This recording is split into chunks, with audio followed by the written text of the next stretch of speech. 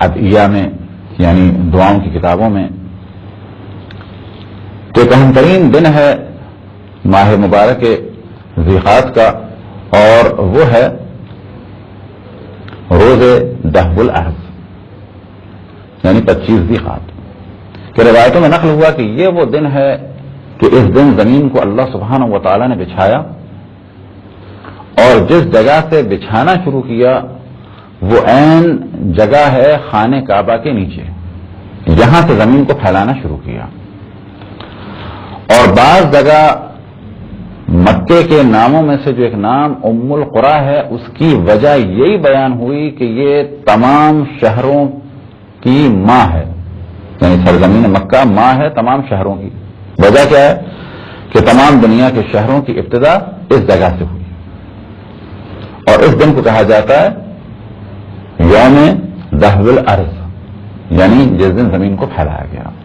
اس دن روزہ بھی مستحب ہے، دعائیں اور عبادتیں مستحب ہیں، اور اسی طریقے سے غسل مستحب ہے۔ ذیقعد کے مہینے کا خاص عمل ہے کہ جس کی جانب توجہ دلائی جائے، اور خدا ہم سب کو اس عمل کی توفیق عطا فرمائے، وہ ہے 4 رکعت نماز توبہ اتوار کے دن کی، یعنی ذیقعد کے مہینے میں ہر اتوار غسل کیا جائے غسل توبہ کی نیت سے، اور اس کے بعد 2 رکعت کر کے 4 رکعت نماز پڑھی جائے۔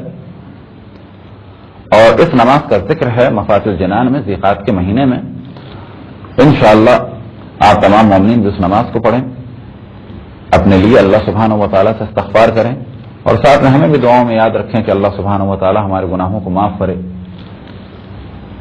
ساتھ میں ہمیں بھی یاد کریں کہ خداوند تبارک و تعالیٰ ہمارے گناہوں کو معاف کرے، اور یہ بھی دعا کریں کہ اللہ سبحانہ و تعالیٰ آپ کو بھی اور ہمیں بھی اپنی بندگی کی اور عبادت کی توفیق عطا فرمائے۔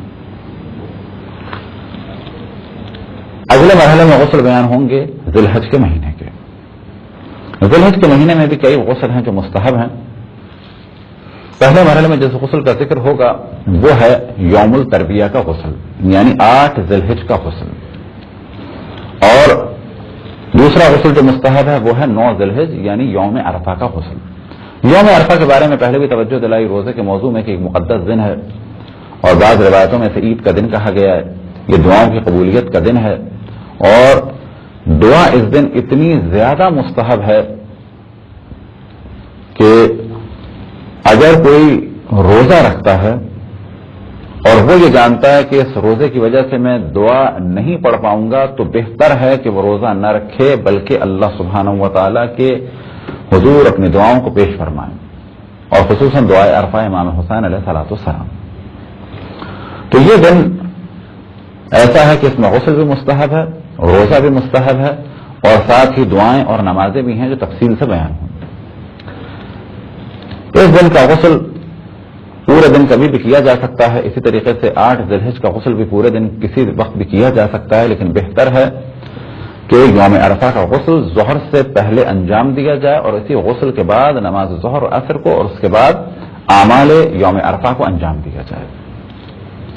اگلے مرحلے میں جو غسل یعنی یوم عرفہ کے فوراً بعد جو غسل مستحب ہے وہ ہے شب عید الاضحیٰ کا غسل، یعنی 9 کے دن عرفہ ہے، جیسے یہ دن گزرا اور سورج غروب ہوا تو مستحب غسل کیا جائے شب عید الاضحیٰ کی نیت سے۔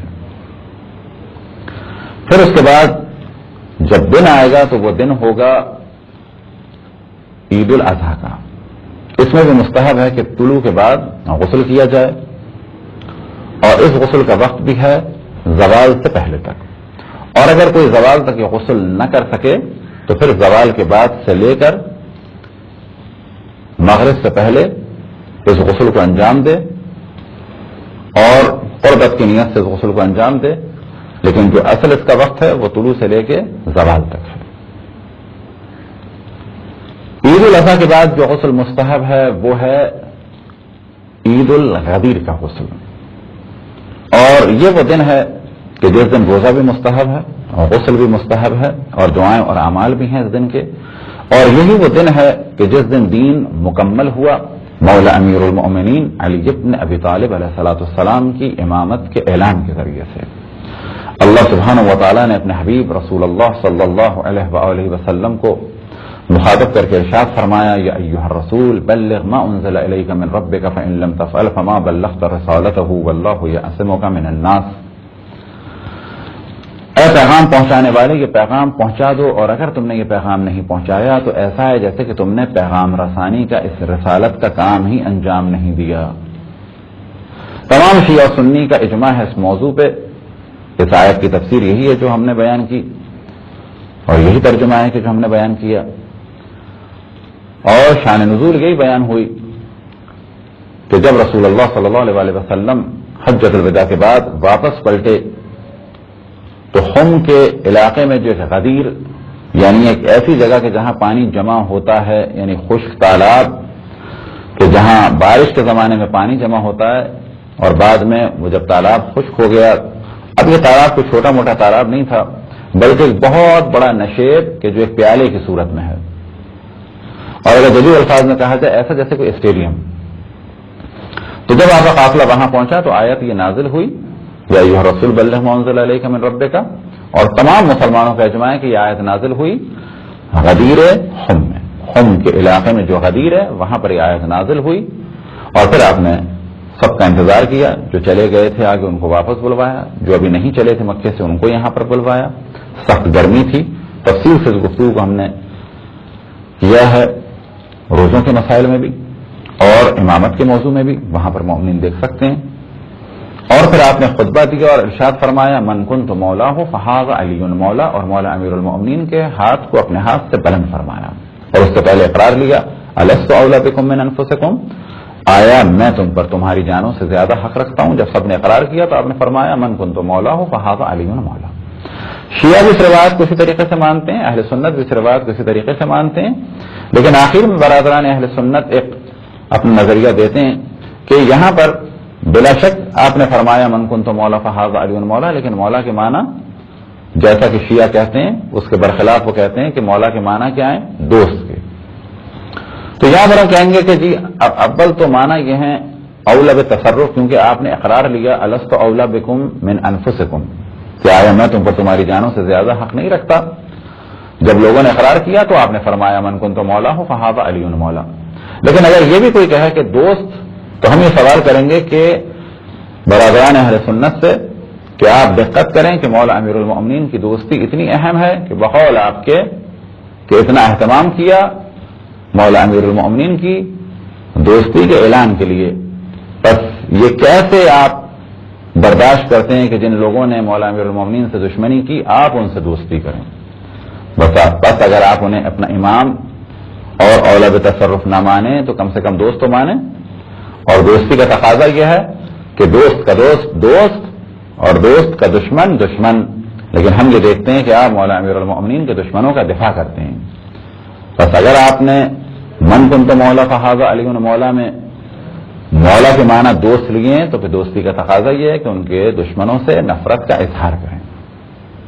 تو عید غدیر کا غسل بھی مستحب ہے، اور یہ دن عید کا دن ہے تمام مسلمانوں کے لیے، کیونکہ تمام مسلمانوں کا اجماع ہے کہ اس دن دین مکمل ہوا. ہم یہ کہتے ہیں کہ مولا امیر المؤمنین کی امامت کے ذریعے سے مکمل ہوا، لیکن باقی اہل سنت بھی کہتے ہیں کہ دین تو مکمل ہوا. کس طرح سے مکمل ہوا وہ اپنے نظریات دیتے ہیں، لیکن اس میں اجماع ہے اس موضوع پر کہ اس دن دین مکمل ہوا. بس دین مکمل ہوا تو اس سے بڑھ کر کوئی خوشی کی بات نہیں ہو سکتی، اور یہی وہ خوشی کا دن ہے کہ جسے ہم عید کہتے ہیں. لیکن برادران اہل سنت یہ تو اعلان کرتے ہیں کہ عید غدیر کے دن عید، لیکن برادران اہل سنت یہ تو کہتے ہیں کہ غدیر کے دن دین مکمل ہوا. لیکن عید کہتے ہوئے انہیں گھبراہٹ ہوتی ہے. وجہ کیا ہے؟ کیونکہ ہم اسے عید کہتے ہیں. تو تمام مسلمانوں کو غدیر کو جاننا چاہیے اور اعلان غدیر کو جاننا چاہیے. جو کچھ اہتمام ہوا غدیر میں اس کی جانب توجہ ہونی چاہیے. اب اگر مختصر سے بھی توجہ دیں تو خود بخود مشکلات عالم اسلام کی حل ہو جائیں گی امامت مولا امیر المؤمنین علی ابن ابی طالب علیہ الصلوۃ والسلام کے ذریعے سے. عید غدیر کے بعد جو اگلا غسل مستحب ہے وہ ہے عید مباہلہ کا، یعنی 25 ذی الحجہ کا. روزوں کے موضوع میں اور امامت کے موضوع میں تفصیل سے ہم نے گفتگو کی ہے عید مباہلہ کے بارے میں کہ مباہلہ کیا واقعہ ہے. اختصار کے ساتھ بیان کریں کہ نجران کی مسیح رسول اللہ صلی اللہ علیہ وسلم کے پاس آئی. یہ واقعہ 9 ذی الحجہ کا ہے.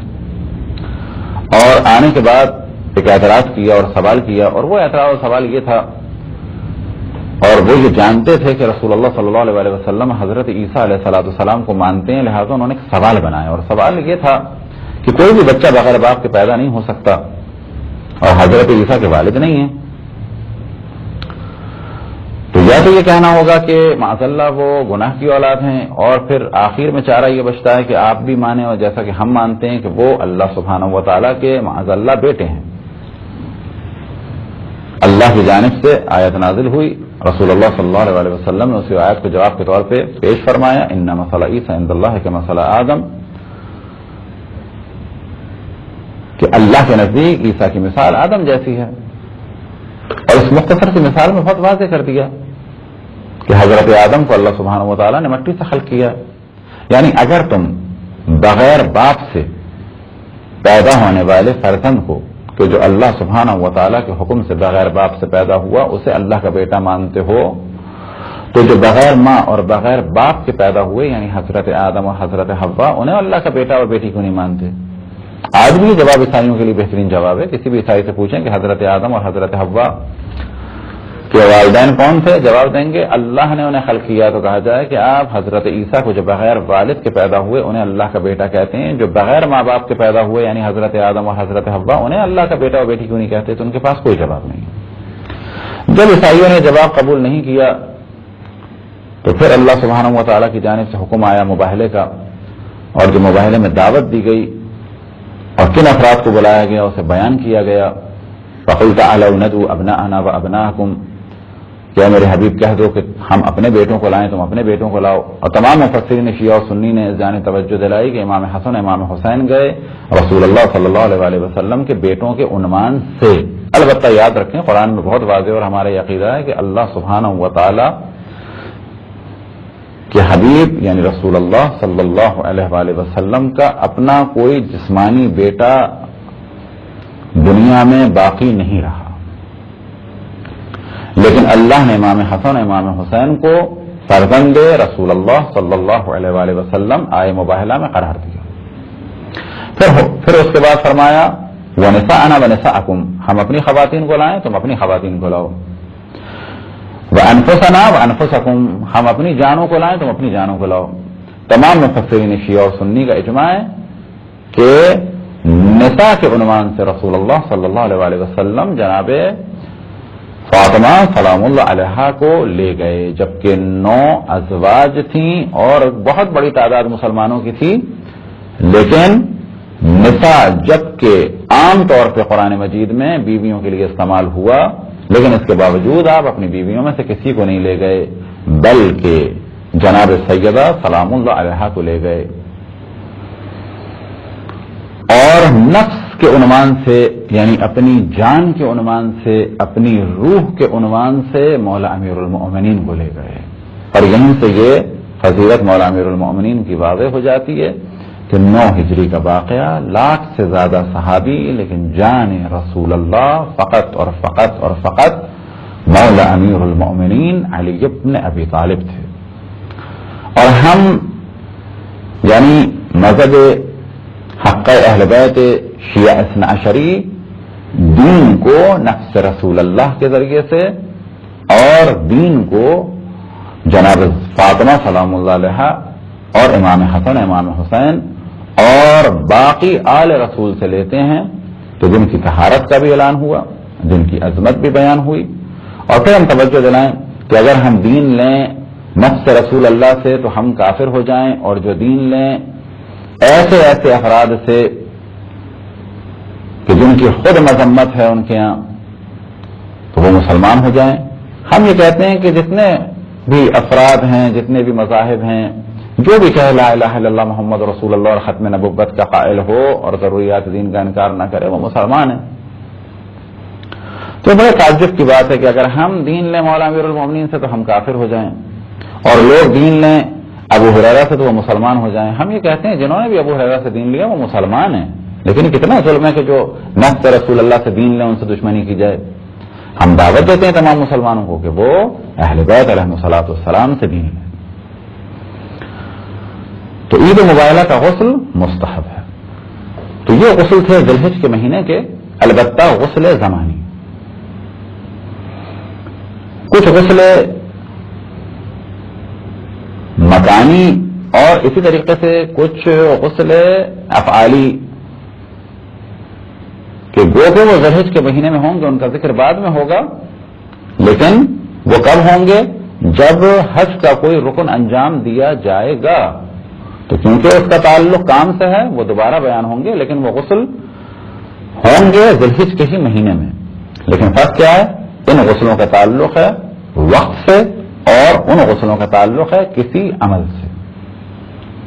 ذی الحج کے بعد محرم کا مہینہ، محرم کے مہینے میں زمان کے اعتبار سے خاص غسل نہیں ہے، البتہ محرم کے مہینے میں لگاتار بھی غسل کیا جا سکتا ہے.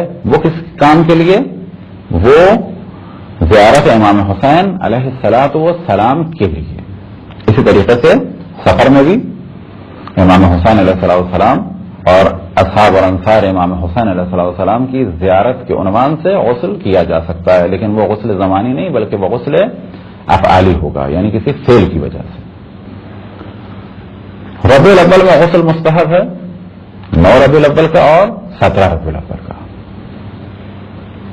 رجب کے مہینے میں کچھ غسل مستحب ہیں، 1 رجب، 13 رجب اور 15 رجب اور 27 رجب.